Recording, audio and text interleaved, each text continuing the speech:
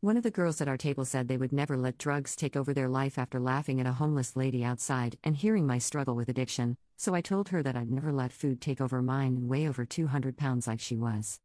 I know how it sounds, but hear me out. I, 25F, was at a dinner out with a group of 6 girls all around my age. I grew up with and am really close with 3 of the girls. I didn't know the other 2 very well, but they were close with my close friends. They all went to college together. We were eating at a nice restaurant downtown in the city. Our table was up against a window and a homeless woman approached the window and was obviously on something or mentally ill. She waved at us and was saying something we couldn't hear over the noise inside. Everyone just looked at each other, giggled, and ignored her.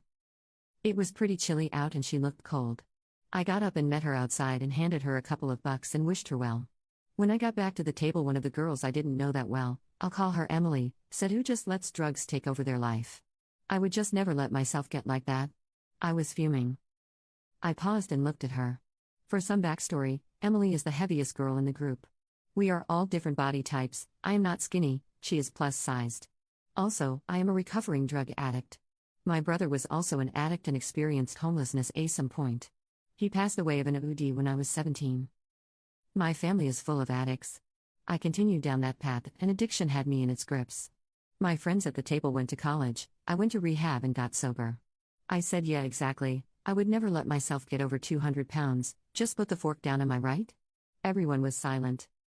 You could cut the tension with a knife. Emily looked at me clearly upset and explained how she had a thyroid issue and chronic fatigue syndrome, and for some people it's really hard to lose weight. I said, "Well, maybe that woman has an issue that we don't know about."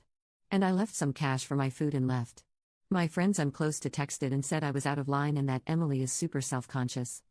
I feel bad for going low and hitting where it hurts, but I just wanted them to get some perspective. I don't think I owe Emily an apology before she apologizes.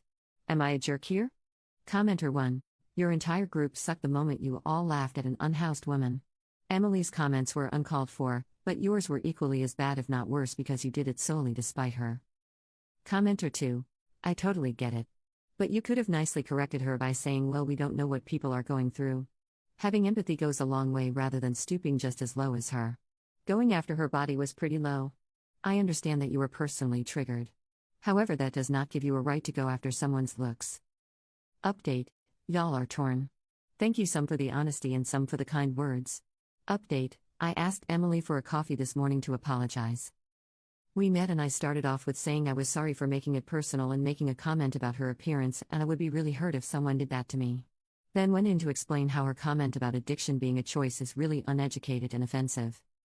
She said, "Thanks for apologizing, but my dad is an alcoholic and he chose alcohol over my mom and I. I would just never do that." I tried to explain to her that her dad got to a point where he didn't have a choice anymore, he had a disease. And he probably felt shame every day for it. And I'm sorry that you didn't get what you needed as a kid or now. He probably didn't either, and that's why he found a way to cope, just like I did. She said she understands now and why she copes with food sometimes. I gave her props because food addiction can be so challenging because you can't just stop eating, unlike drugs where you don't even have to be around them. We thanked each other. We shared more stories. We will remain friends and try to connect more. Thanks, folks. Commenter 1. Everyone in this story needs a lesson in empathy. Commenter 2. Apologizing and then immediately pivoting to invalidating is wild.